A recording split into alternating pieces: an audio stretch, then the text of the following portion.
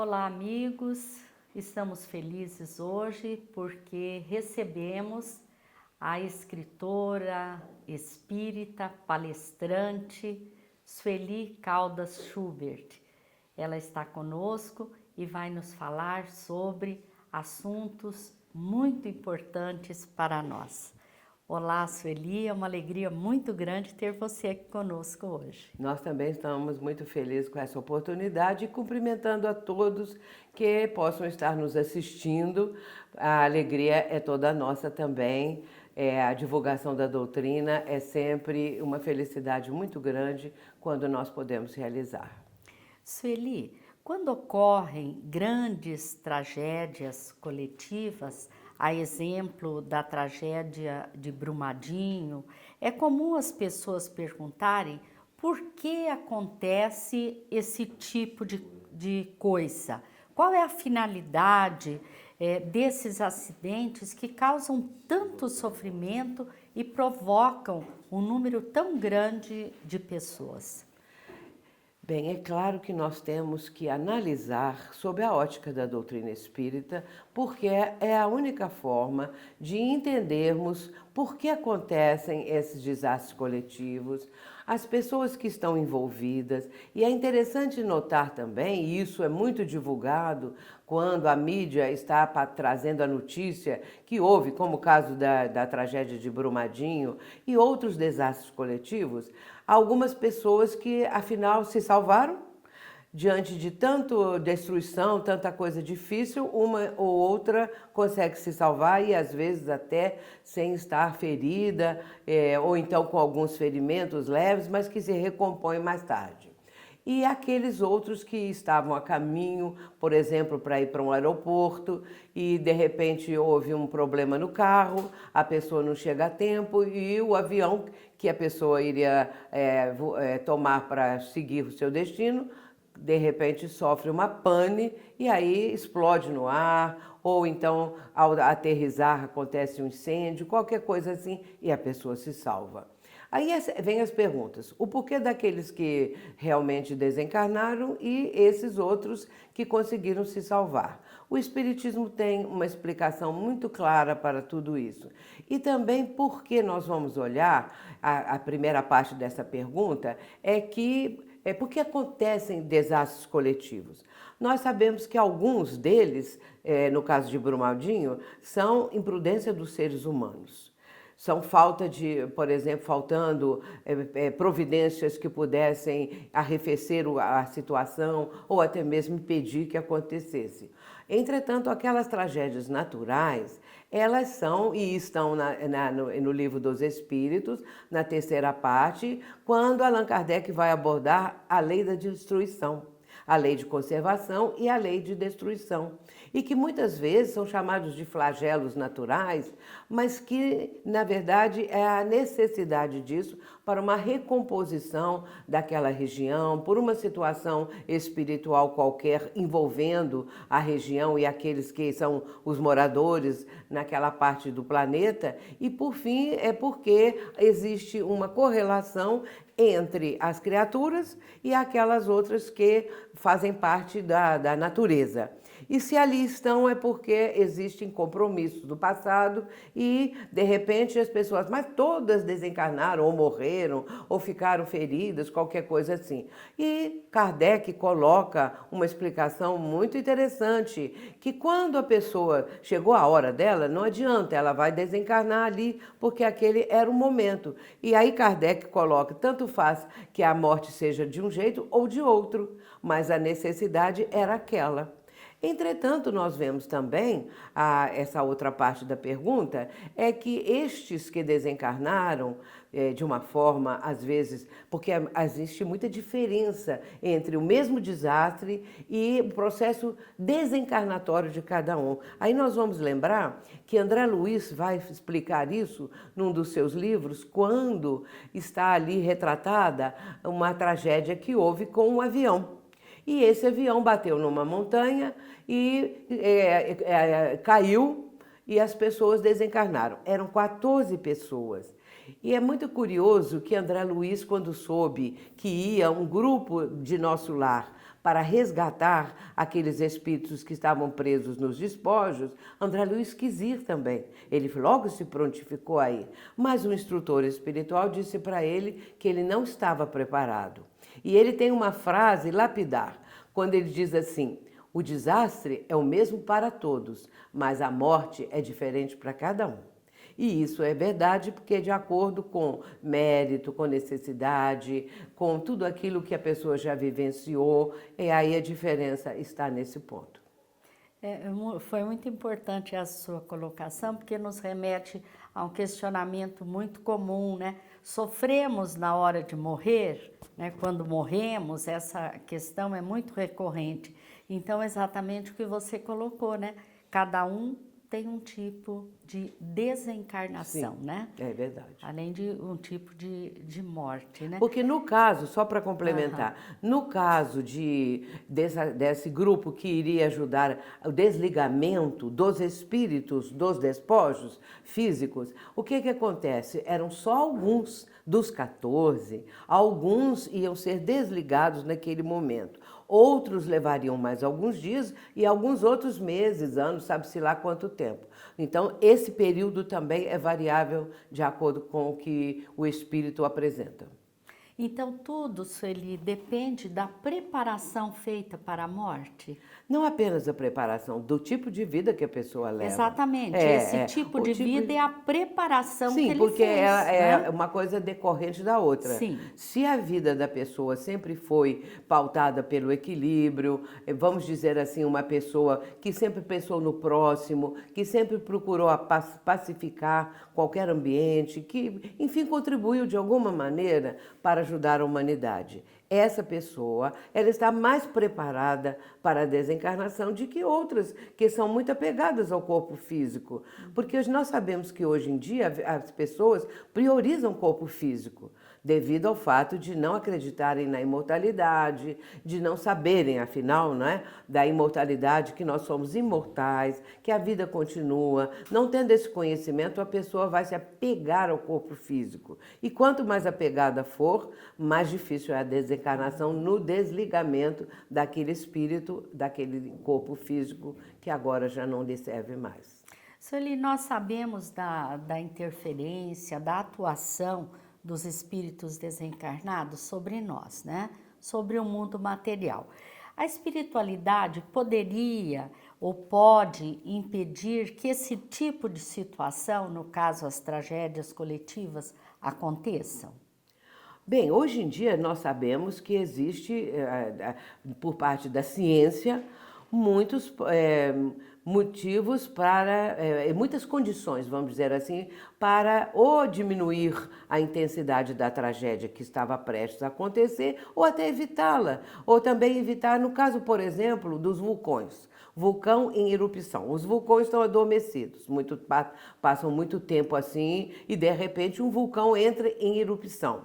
Se aqueles aparelhos que registram esses movimentos do vulcão, no caso este que está prestes a explodir, esses aparelhos já registram, são máquinas muito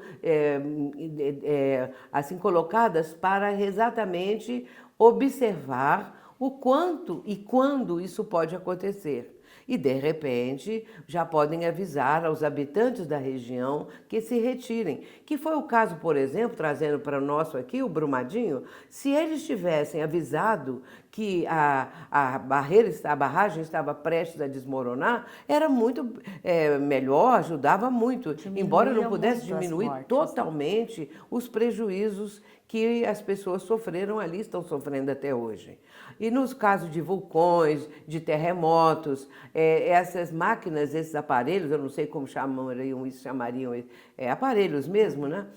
Registram que existem tremores, por exemplo, para acontecer numa intensidade tal, e aí fala o grau da intensidade do terremoto, da erupção vulcânica e assim por diante. Então, há possibilidade de diminuir. Impedir que o vulcão entre em erupção é impossível e também que o terremoto aconteça. Mas existem outras coisas que são falhas humanas. E aí, sim, pode o ser humano melhorar ou impedir. Sueli, vamos falar de um outro assunto. Mas eu posso falar mais um pouquinho Pode, desse? pode. Eu vou me falar assim, vou ter essa audácia. Claro, Porque com já que estamos certeza. falando de tragédias, eu queria lembrar também quando a tragédia acontece devido à criminalidade, ações criminosas das pessoas. E podem acontecer tragédias assim, as mais incríveis. E eu gosto muito de falar, e estou pedindo licença para isso, sobre as balas perdidas. Ah, sim. Que não é uma muito tragédia interessante. coletiva, é às vezes individual, porque alguém vai ser atingido por uma Certo. bala, que está perdida, digamos assim. Mas a tragédia acontece pela família, que vai sofrer aquela desencarnação do ente querido, assim, de repente. Às vezes, e já aconteceu, de um bebezinho estar no colo da mãe e ser atingido por uma bala. E dentro do carro, e em vários outros momentos aconteceram. E a mídia divulga da seguinte maneira: um inocente morreu por uma bala perdida. Eu gosto de fazer perguntas nesse sentido. Seria inocente? Inocente atingido por uma bala perdida. Pode ser um bebê de poucos dias, ou de meses, ou de alguns anos, ou um adulto, um idoso, qualquer coisa. Muito bem, era inocente? A pergunta que temos que fazer é essa. Se for inocente, Deus é injusto. Aquele espírito de um bebê de poucos dias, ou poucos meses, ou pouca idade, é um espírito antigo. E esse espírito antigo traz uma bagagem. Portanto, não é tão inocente assim. Não quer dizer que seja um criminoso, não quer dizer que era um nazista, que era isso, que era aquilo, que muitas vezes as pessoas levam para esse lado. Às vezes é um complemento para um processo reencarnatório de outras vidas, da vida anterior. Pode ser também que o espírito pediu para passar por aquilo para ter um salto de qualidade, para melhorar sua própria condição. Nós temos que ter cuidado em rotular, não podemos rotular. Ah, era por isso, era por aquilo, porque cada caso é um caso. E uma prova para a família Uma também, prova, né, pode Sueli? ser Esse prova, espírito é uma prova para a aceitou. família, é um exemplo, às vezes, que esse espírito pediu, e para ele dar um exemplo quando já é adulto, um exemplo de vida, de qualquer coisa assim. Portanto, a bala perdida, ela não é tão perdida assim. E outro ponto muito significativo, quem atirou? Quem atirou tornou-se um assassino, mas aí a gente pode dizer que sim, porque quem mandou a pessoa ficar tirando a esmo e atingir alguém que é caracterizado como uma pessoa inocente? Aí essa criatura, ela tem a responsabilidade de ter dado aquele tiro. E aí a gente tem que ter cuidado também quanto a isso. Mas é uma pessoa que passou a ter um compromisso, que passou a ter um grau de responsabilidade muito grande. Porque ninguém tem que ficar atirando para tudo quanto é lado, sabendo que as balas podem atingir os inocentes. E aí eu gosto de falar sobre esse assunto, porque sempre que sai isso na mídia, as pessoas vêm perguntar aos espíritas, o que o espiritismo acha disso? Como uma criança de um bebê de colo vai ser atingido por uma bala e vai morrer instantaneamente? Por que acontece isso? Só o espiritismo. Só o espiritismo que explica. É só considerando a anterioridade da vida, né? É verdade, Sueli? só considerando Mas- o processo reencarnatório, o ir e vir, né? Sim, exatamente. Mas o assunto que eu vou te propor é mais ou menos nessa linha, sabe? De Sim. provas, Não, todos né? os assuntos são bons, eu só quis dar um complemento. Não, mas foi ótimo É. você falar sobre isso. O que significam as doenças na visão espírita? Sim, uma doença é a cura do espírito. Por que tem uma doença? Porque o espírito tem algum comprometimento, alguma coisa. Existem doenças e doentes. Aí a gente tem que fazer essa distinção, não é? Então, uma pessoa já traz do passado um tipo de compromisso, uma distonia no campo vibratório, no campo espiritual. E quando essa pessoa, esse espírito, reencarna, é claro que aquele comprometimento do passado e que está, por exemplo, registrado na consciência desse que está reencarnando, É o que acontece. Se existe essa distonia vibratória no campo do espírito que vai retornar, claro que esta distonia ela está impressa no perispírito, registrada no perispírito. E o corpo em formação, aquele momento em que o feto começa a se formar, desde o momento da concepção, o espírito vai ser ligado ali. Isso só a doutrina espírita pode explicar de uma forma razoável, de uma forma que o bom senso aceite isso, porque o nosso raciocínio precisa compreender. E nesse caso, essa enfermidade, essa dificuldade vibratória que está registrada no perispírito passa para o campo físico, que pode ser registrado mais adiante assim que a criança nasce, logo de imediato ou anos depois. E ali está aquela dificuldade que precisa ser resolvida. O espírito vai, então, reencarnado já, ele vai passar por uma enfermidade qualquer. Vamos falar o câncer, por exemplo, não é? E, nesse caso, a pessoa passa meses, anos tratando do câncer e fica curada. Quando ela ficou curada, significa que houve uma coisa favorável ao espírito, as sequelas do passado e tudo mais. Mas outras desencarnam. E aí, por que desencarnaram? Bom, mas aí ajudou o espírito também. Houve necessidade de que acontecesse a desencarnação. Uns precisam da desencarnação, outros ficam curados mais adiante, que parece outra coisa, a gente sabe disso. Entretanto, a doença, a gente tem que entender que ela é a cura do espírito. E deságua no campo físico para tirar todo esse conjunto vibratório negativo que está presente, que através da doença, da enfermidade, vai ser drenado para o campo físico e depois a pessoa se liberta daquilo. Você fazendo esse comentário, eu me lembrei da frase do Espírito Joana de Eu ia Anjos, dizer, pode falar, que eu ela quero diz fala para que mim. só há doenças porque Sim, há doentes. Exatamente, né? É verdade. E ela fala também que a enfermidade ela está drenando aquilo que existe de distonia no campo espiritual. Sueli, nós agradecemos a sua participação e queremos tê-la conosco em outras oportunidades. Eu agradeço também muito essa oportunidade. Para mim é um momento muito feliz e deixo aqui também um carinho muito grande por aqueles que nos assistem. Muito obrigada. Nós agradecemos a todos vocês que estão nos assistindo. Pedimos que fiquem conosco para assistirem a mensagem do Momento Espírita e lhes desejamos muita paz.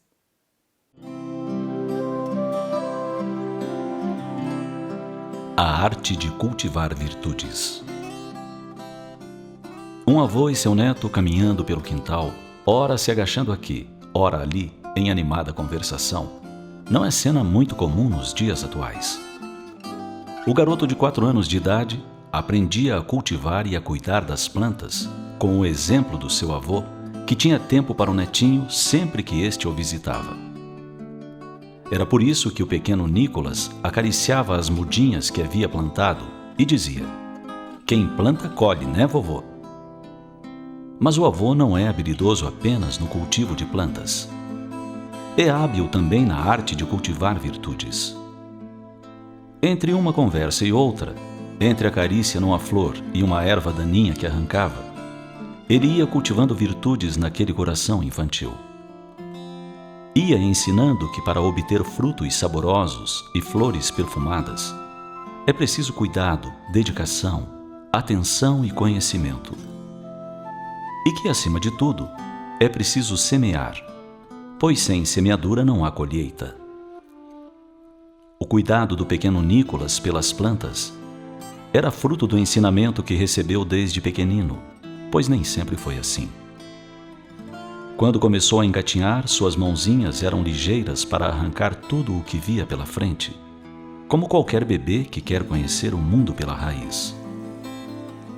E se não tivesse por perto alguém que lhe ensinasse a respeitar a natureza, talvez até hoje seu comportamento fosse o mesmo, como muitas crianças da sua idade ou até maiores. Importante observar que as melhores e mais sólidas lições As crianças aprendem no dia a dia, com os exemplos que observam nos adultos. É mais pela observação dos atos do que pelos conselhos que os pequenos vão formando seus caracteres. Se a criança cresce em meio ao desleixo, ao descuido, às mentiras, ao desrespeito, vendo os adultos se agredindo mutuamente, ela aprenderá essas lições. Assim, se temos a intenção de passar nobres ensinamentos a alguém, se faz necessário que prestemos muita atenção ao nosso modo de vida, às nossas ações diárias.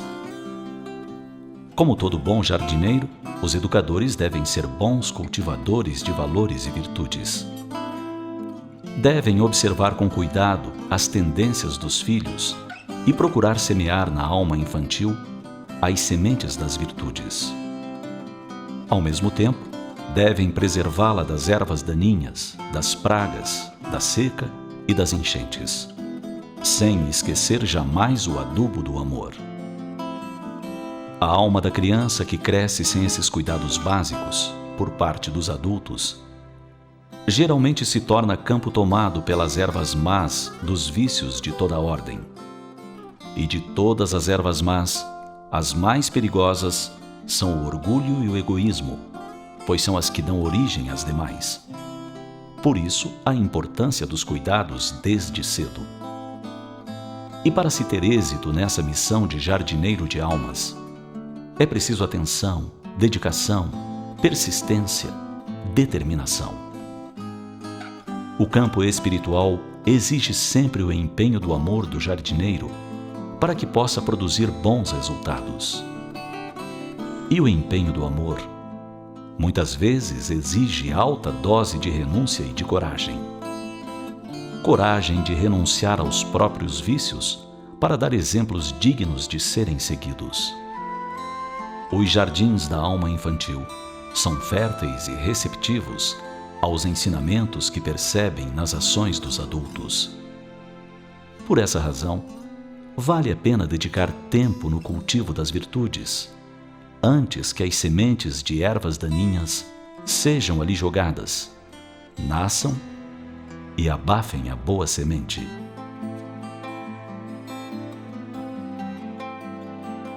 Para que você seja um bom cultivador de almas, é preciso que tenha na sua sementeira interior as mudinhas das virtudes. Somente quem possui pode oferecer. Somente quem planta pode colher. Pense nisso e seja um cultivador de virtudes.